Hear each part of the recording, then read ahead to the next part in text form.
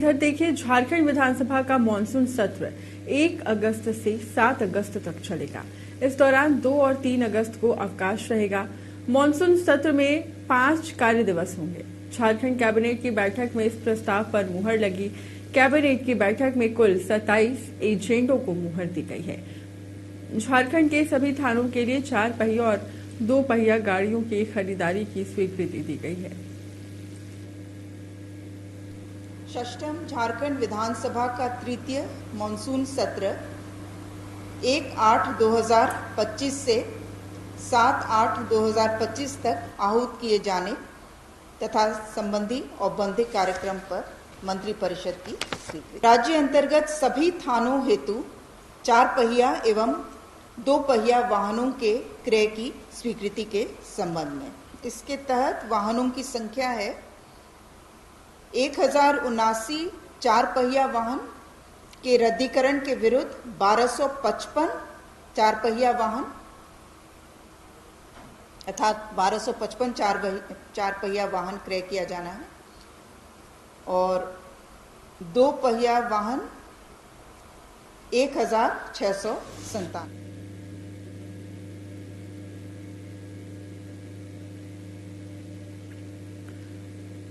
और ज्यादा जानकारी के साथ सहयोगी संतोष हमारे साथ लाइव जुड़ चुके हैं। संतोष, देखिए, अब तो क्लियर हो गया है मानसून सत्र को लेकर। इस बार का मानसून सत्र कितना खास होने वाला है, संतोष?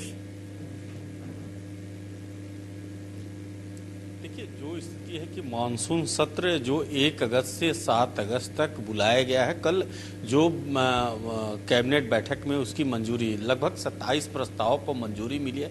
उसमें सबसे बड़ा महत्वपूर्ण पहलू दो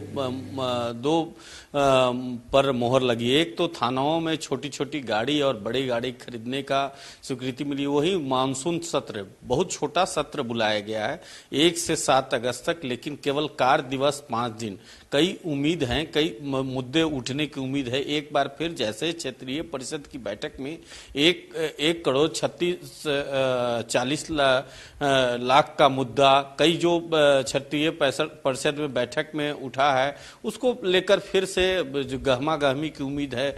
वहीं राज्य में कैसे जो बरसात शुरू हुआ, तो मानसून सत्र में क्योंकि कई जगह जो तालाब के आसपास इलाके हैं, नगर पालिका के जो पहली बारिश में कैसे उसकी व्यवस्था की पोल को, उस मुद्दे को भी उठने की उम्मीद है। वहीं सबसे बड़ा समस्या कि कैसे आने वाले समय में और बेहतर बनाया जाए राज्य को, तो कई योजनाओं पर चर्चा होने की इस छोटा सा मानसून सत्र में, क्योंकि 5 दिन ही कार्य दिवस है और 2 दिन तो अवकाश है, तो आप समझ सकते हैं कि पहला दिन कुछ होता नहीं है, क्योंकि जो भी शोक संदेश पढ़ के उसके बाद सदन को स्थगित कर दिया जाता है। लेकिन जो 5 दिन कार्य दिवस है, अब देखना होगा कि अध्यक्ष के रविंद्रनाथ महतो और विपक्ष और सत्ता पक्ष जो हाई लेवल बैठक बुलाते हैं, उसमें दोनों के साथ जो आपसी तालमेल, क्योंकि छोटा मानसून सत्र है,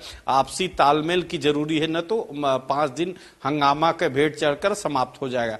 क्योंकि इस जो मानसून सत्र या कोई भी सत्र शुरू करने में करोड़ों रुपया का राजस्व की लगती है, और उसमें अगर इसमें हंगामेदार और किसी मुद्दे पर विपक्ष और सरकार आमने सामने हो जाती है, तो अब उसमें फिर सत्र का बुलाना एक कोई कामयाब स्थिति नहीं होगा। लेकिन जिस तरह से छोटा सत्र है, अब अध्यक्ष और जो सरकार पक्ष है और विपक्ष दोनों से तालमेल कर उसमें जो मानसून सत्र है, तो कई जो मुद्दे उठने वाले हैं वो उसको दोनों तरफ से, चाहे वो सरकार के पक्ष के नेता हो या विपक्ष के नेता हो, दोनों आपसी तालमेल में इस मानसून सत्र, छोटा सत्र को बेहतर बनाया जा सकता है।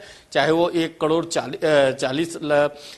40 लाख की बात हो जो लगातार उठ रहा है, तो अब देखना होगा कि जिस तरह से कई मैया सम्मान योजना, तो ही कई मुद्दे, चाहे वो रिम्स 2 के मुद्दे बार बार उठाया जा रहा है, तो कई मुद्दे को लेकर इस मानसून सत्र में उठाने की उम्मीद है और यह लोगों को, जनता को जी बिल्कुल संतोष, देखिए प्रतिक्रिया भी आई है, आम लोगों की भी प्रतिक्रिया आई है कि एक तो ऐसे ही इतना छोटा सा है ये मानसून सत्र और उसमें भी आम जनों के मुद्दे को उठाया तो जाता है, लेकिन वो हो हंगामे के बीच ही वो कहीं ना कहीं दरकिनार हो जाता है। बहरहाल अब देखते हैं कि इस बार का मानसून सत्र कैसा होने वाला है। बहुत बहुत शुक्रिया तमाम जानकारी के लिए।